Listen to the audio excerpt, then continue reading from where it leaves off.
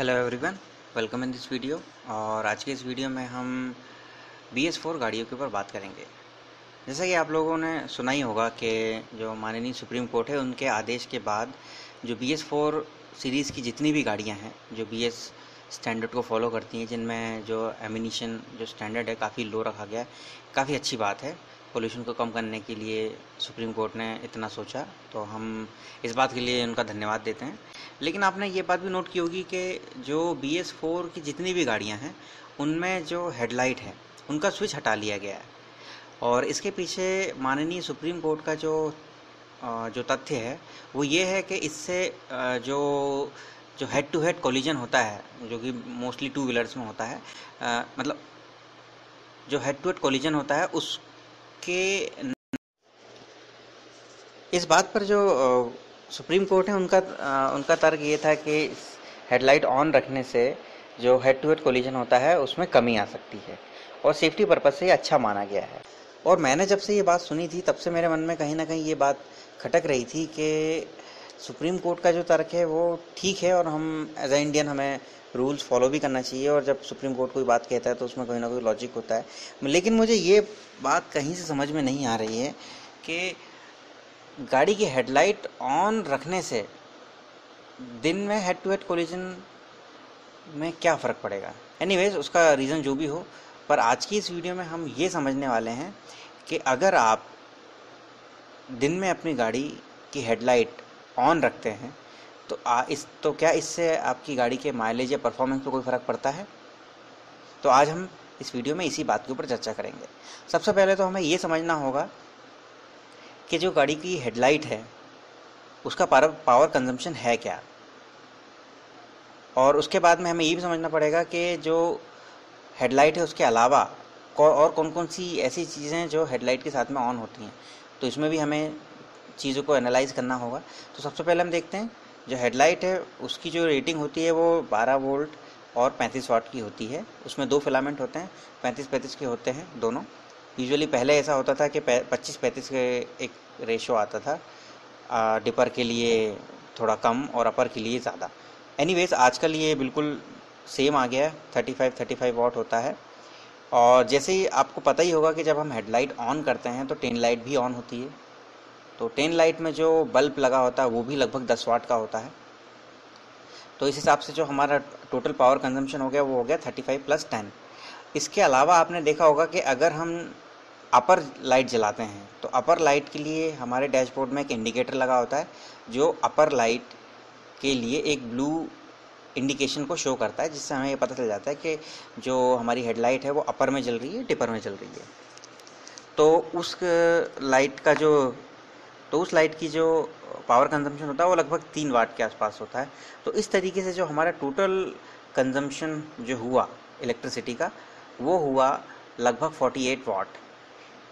48 वाट का जो ये कंजम्पशन है 12 वोल्ट की रेटिंग में हो रहा है, और इस हिसाब से इस लोड को बेयर करने के लिए हमें एक ऐसा डायनोमा चाहिए जो लगभग 4 एम्पियर करंट जनरेट कर सके। तो आपने ध्यान दिया होगा कि क्योंकि ये जो जितनी भी BS4 गाड़ियां हैं उनमें जो हेडलाइट है वो बैटरी से कनेक्टेड नहीं है। इससे पहले कुछ गाड़ियों में ऐसा था, जैसे एवेंजर हुई या CBG हुई या और भी जो दूसरी गाड़ियां थी, उसमें हेडलाइट का जो कनेक्शन था वो बैटरी से या पार्शली बैटरी से और पार्शली डायनोमा से होता था। लेकिन अब ये जो कनेक्शन है पूरी तरीके से डायनोमा से हो गया है।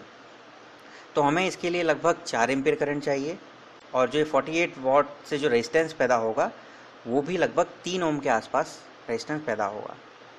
अब ये तो हुआ कि हमने टोटल वाट कंजम्पशन निकाल लिया, और हमने जो कुछ इनिशियल रीडिंग थी, जैसे कि हमें रेजिस्टेंस चाहिए था वो हमने निकाल लिया है, डब्ल्यू चाहिए था वो निकाल लिया है, करंट चाहिए था वो निकाल लिया है। अब हम आपको ये समझाना चाहते हैं कि अगर आप अपनी गाड़ी की हेडलाइट, टेन लाइट और वो जो इंडिकेटर है वो सारी चीज़ें एक दिन में अगर चालू रखते हैं तो क्या उससे आपके इंजन के परफॉर्मेंस में कोई फ़र्क पड़ता है।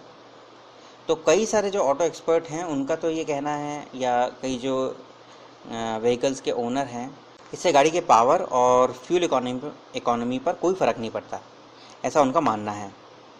तो आइए आज हम अपने एक एक्सपेरिमेंट से आपको ये दिखाने की कोशिश करेंगे क्या वाकई में ऐसा है। क्या वाकई में जब हम 48 वाट की लाइट जलाते हैं तो इंजन के ऊपर कोई फ़र्क नहीं पड़ता और इससे माइलेज पर भी कोई फ़र्क नहीं पड़ता। इस चीज़ को प्रूव करने के लिए दोस्तों हमें कुछ बेसिक मैकेनिक्स और बेसिक इलेक्ट्रिकल की कुछ यूनिट्स के बारे में पता होना चाहिए। जैसे आपको पता होगा कि फ़िलहाल जो किलोवाट है ये एक इलेक्ट्रिकल यूनिट भी है और एक मैकेनिकल यूनिट भी है। बेसिकली मैकेनिक्स में इसका जो यूज़ है वो इस तरीके से होता है कि जब हम किसी एनर्जी को रेट ऑफ एनर्जी जब ट्रांसफॉर्म होती किसी दूसरी एनर्जी में तो उसको किलोवाट आवर में हम दर्शा सकते हैं। तो ये बेसिकली मैकेनिक्स में होता है और इसी को जब हम इलेक्ट्रिकल में लेते हैं तो ये कंजम्पशन होता है। जैसे अगर हमने कोई 1000 वाट का बल्ब 1 घंटे तक जलाते हैं तो वो 1 किलोवाट उसका लोड माना जाएगा और इस तरीके से 1 घंटे तक अगर चलाते हैं तो वो 1 किलोवाट आवर के हिसाब से बिजली का कंजम्पशन होगा। तो इस तरीके से जो किलोवाट जो एक यूनिट है ये दोनों में कॉमन है, इलेक्ट्रिकल में और मैकेनिकल में, क्योंकि यहाँ पर जो ट्रांसफॉर्मेशन ऑफ एनर्जी और कंजम्पशन ऑफ एनर्जी है वो एक ही है।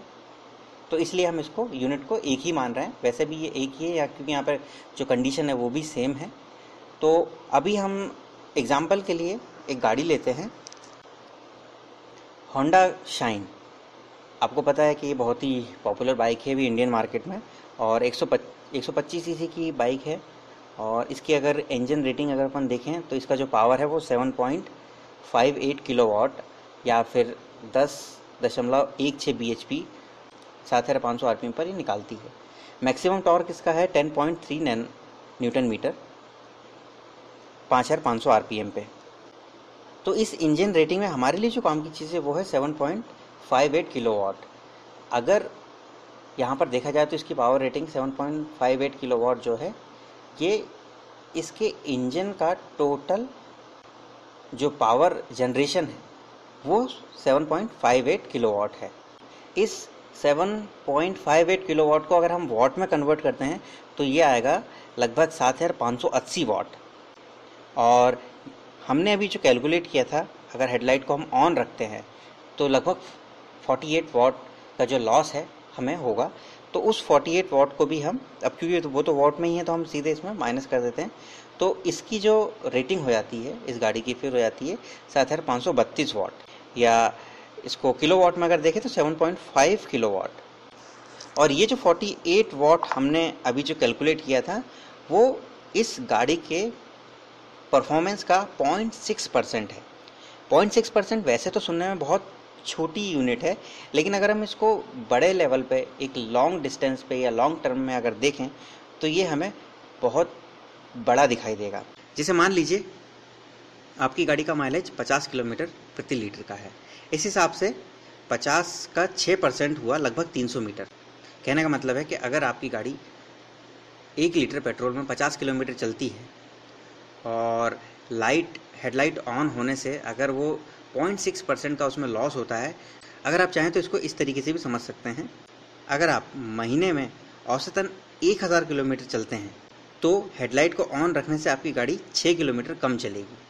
और अगर आपकी गाड़ी 1 लीटर में 50 किलोमीटर चली है, इसको अगर हम रुपए में कन्वर्ट करें तो मान लीजिए आपकी गाड़ी 1 लीटर मतलब लगभग 72 रुपये का पेट्रोल पड़ता है अगर हम सिंपल वाला पेट्रोल लेते हैं। तो अगर हमारी गाड़ी 1 लीटर पेट्रोल में 50 किलोमीटर चलती है, 1 लीटर पेट्रोल की कीमत 72 रुपये के आसपास है।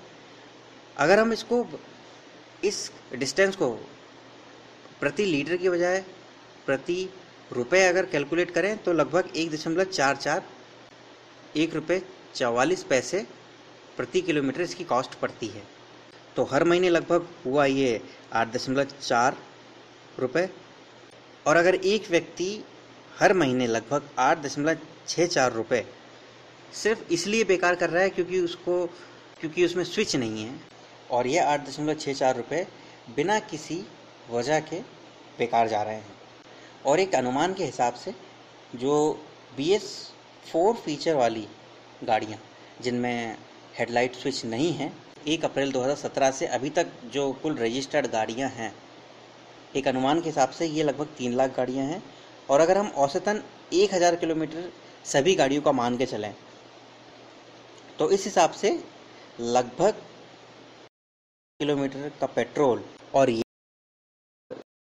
पे बेकार जा रहा है हर महीने, वो भी बिना किसी वजह के।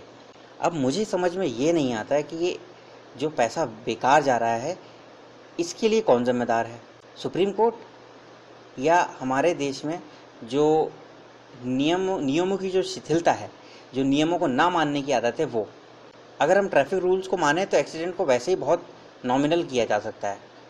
दोस्तों, अगर आपको ये वीडियो पसंद आई है तो अभी सब्सक्राइब कीजिए, लाइक कीजिए, शेयर कीजिए और दूसरों को भी बताइए कि छोटी छोटी लेकिन मोटी बातें किस तरीके से हमारे दैनिक जीवन को प्रभावित करती हैं। हमें आशा और उम्मीद है कि आपको ये वीडियो पसंद आया होगा। हम अपने अगले वीडियो में फिर आपके सामने होंगे। जय हिंद, वंदे मातरम।